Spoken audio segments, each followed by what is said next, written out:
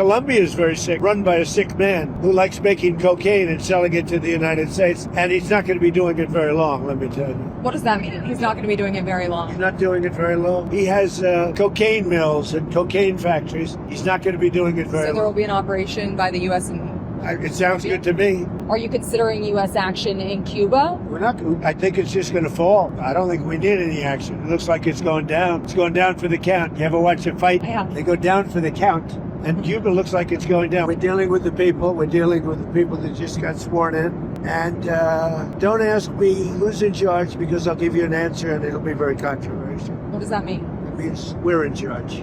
Have you spoken with her? We're in charge. Have you spoken with her? No, I haven't, but other people Do you want to? Yeah, at the right time, I will. We have a very sick neighbor. It's not a neighbor, but it's close to a neighbor. And that's Venezuela. It's very sick. Colombia is very sick, too, run by a sick man who likes making cocaine and selling it to the United States. And he's not going to be doing it very long, let me tell you. What does that mean? He's not going to be doing it very long. He's not doing it very long. He has cocaine mills and cocaine factories. He's not going to be doing it very long. So there will be an operation by the U.S. and It sounds good to me. Secretary Rubio mentioned You know why? Cuba Because they kill a lot of people, yeah. Secretary Rubio mentioned Cuba yesterday in his remarks. Does the U.S. have a plan to do so? Well, Cuba always survived because of Venezuela. Now they won't have that money coming in. They won't have the income coming in. You know, a lot of Cubans were killed yesterday. You know that. A lot of Cubans were killed. Do you know how many? The bodyguards. No, they're looking. But there was a lot of death on the other side. No death on our side. But there was a lot of death on the other side, unfortunately. But a lot of Cubans were killed yesterday, trying to protect him. There's been protesters killed in Iran. You said we were locked and loaded, ready to go. What is the line there for when the U.S. is going to get involved in those protests? We'll take a look. We're watching it very closely. If they start killing people like they have in the past, I think they're going to get hit very hard by the United Can I States. just add something? So when he first got elected in January, we met, biggest comeback ever. We talked about You think so, really? I didn't feel it was a comeback, actually. So Because the first one was... the bottom line is we talked about a drug caliphate in our backyard. We had Venezuela, we have Cuba, we have Colombia in our backyard. And these three countries have been condemned ever since I've been in politics. Joe Biden put a $25 billion bounty on Maduro's head. Chris Smith, today he got inaugurated, said, I hope Trump will hold Maduro's feet to the fire. You did. So what has he done? He's going to clear our backyard of a drug caliphate, countries run by narco-terrorist dictators who murder, rape, send drugs into our country to kill thousands of our citizens. To my Democratic friends, you should be celebrating this. When bin Laden went down, I was the first to applaud President Obama.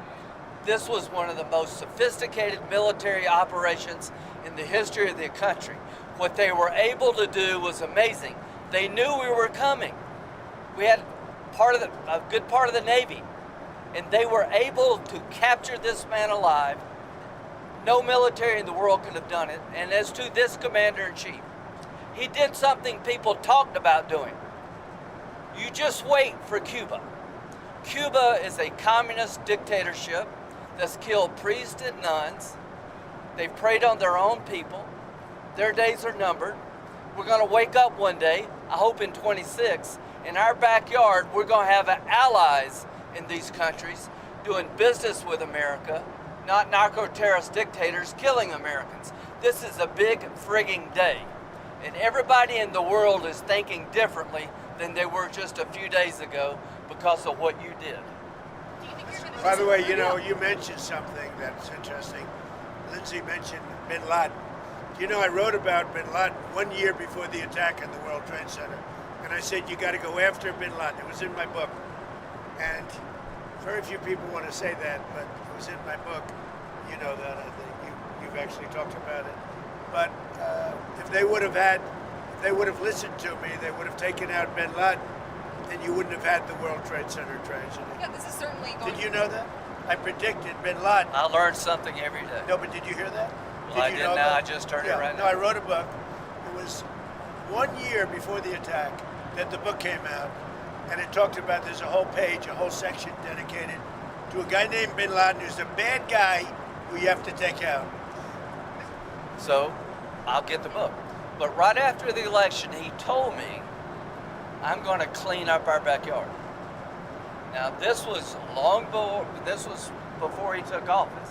This is one of the president's priorities, is to make sure that people in our backyard, narco-terrorist states, will not continue to kill Americans without the number of people that will be alive today because Venezuela will be in different hands is going to be tens of thousands.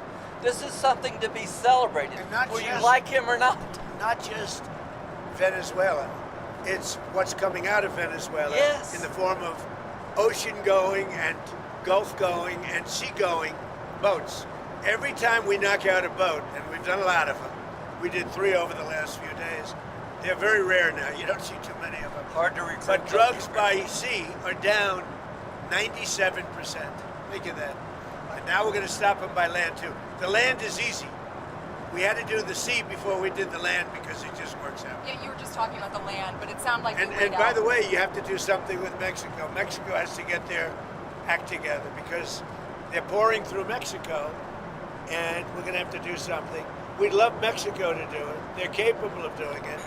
But unfortunately, the cartels are very strong in Mexico. I remember one time you actually, speaking of Mexico, I asked you about Claudia Sheinbaum, and you told me at one point you had offered to send U.S. troops into Mexico to combat drug trafficking there. Is that something you have spoken to her about? I think she's a terrific person. I would say every single time I talk to her, I offered to send troops. And she's just not willing? She's concerned. She's a little afraid. The cartels are running Mexico. Whether you like it or not, it's not nice to say, but the cartels are running Mexico.